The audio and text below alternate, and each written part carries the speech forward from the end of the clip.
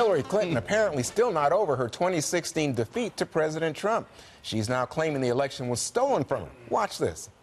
I think it's also critical to understand that, as I've been telling candidates who have come to see me, you can run the best campaign, you can even become the nominee, and you can have the election stolen from you.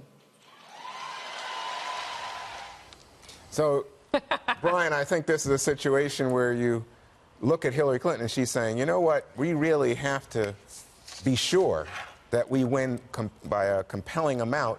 Actually, Nancy Pelosi picks up on this. I'll show you that in a second. Because she's not sure that Donald Trump would peacefully leave office. Which is ridiculous. I mean, her point of being she's just not self-aware. And one thing, Juan, I think there's nothing better than somebody who admits to when they lose and they say, this is where I blew it.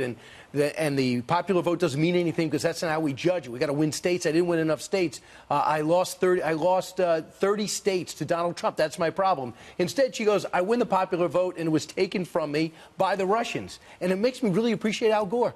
Al Gore could have said all the time, the governor of Florida was Jeb Bush. I barely lost to George Bush by 500 votes. Man, if I only did a whole state election, it would have been different. He could have made a ton of money speaking across the country. Instead, he did what Jesse would have done, grew a beard and taught at Columbia. And that I really respect. And made millions of dollars. But instead of saying, hey, here's the problem. I made a big mistake, private server. I made a big mistake. I let Uma Abedin go on the laptop of Anthony Weiner. I made a big mistake. John Podesta let a naked email server out there, allowed people to hack into it. That's where I dropped the ball. A naked server, interesting. Yeah, well, you know, I strongly disagree with that, but I'll leave it. It sounded like I won you over. No, because, you know, I think Russian propaganda had a lot to do. But Kennedy, what about Jerry Falwell saying, you know what?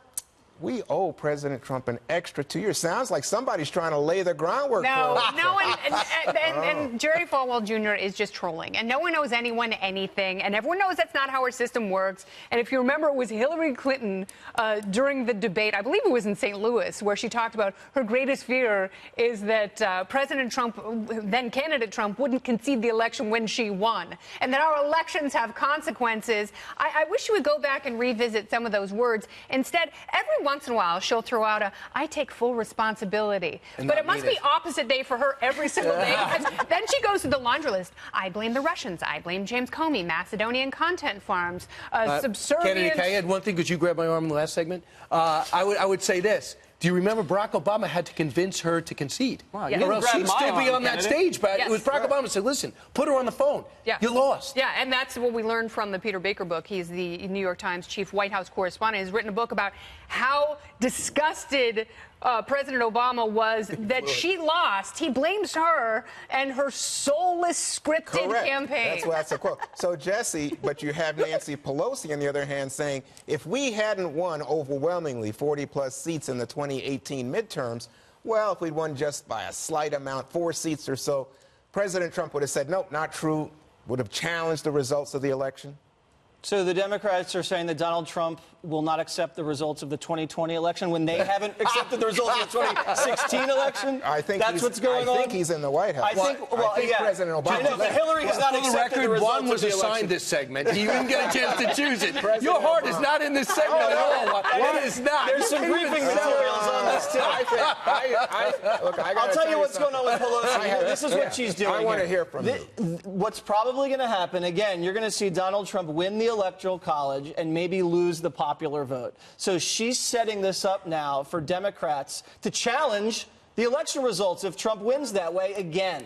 And she's saying that the Democrats have to beat him on kitchen table issues and not do impeachment. I understand. And just back to Hillary for a second, Juan. She lost the election and now she's lost her dignity.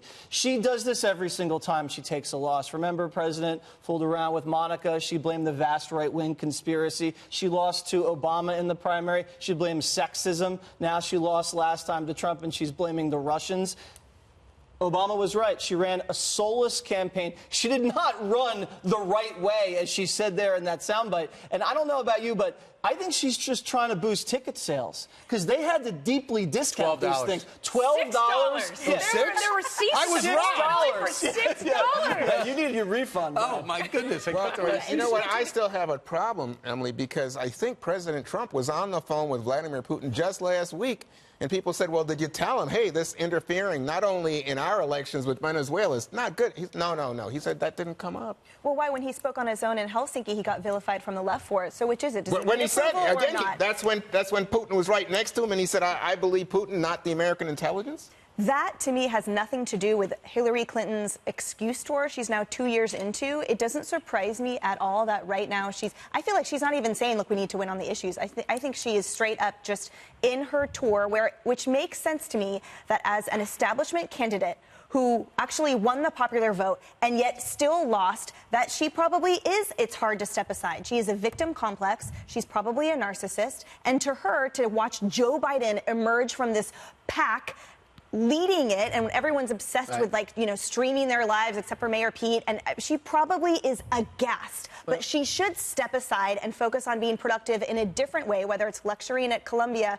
or something different, because it's making her look so bitter. And she still had to say kind of like, I'm the matriarch. Like, when candidates come to me, young people, this is my advice to them. Can you imagine those meetings, though? I was thinking about that when I read that quote from her. How annoying it is. Like, okay, I guess we have to go see Grandma Hillary now and hear the speech about how she was the best candidate, ran the best campaign, and she was the nominee, but the election was stolen from her. And maybe you guys could do like a choir of Lock Her Up for us. Lock her up. You guys are the ones that are obsessed with Hillary Clinton. I feel bad for Bill. I feel Bill's legacy. We don't dig her up every weekend. Yeah, you guys do it. Hey, she's on tour. Trump does it at every rally. It's one of his biggest hits. It's a reliable hit for Trump.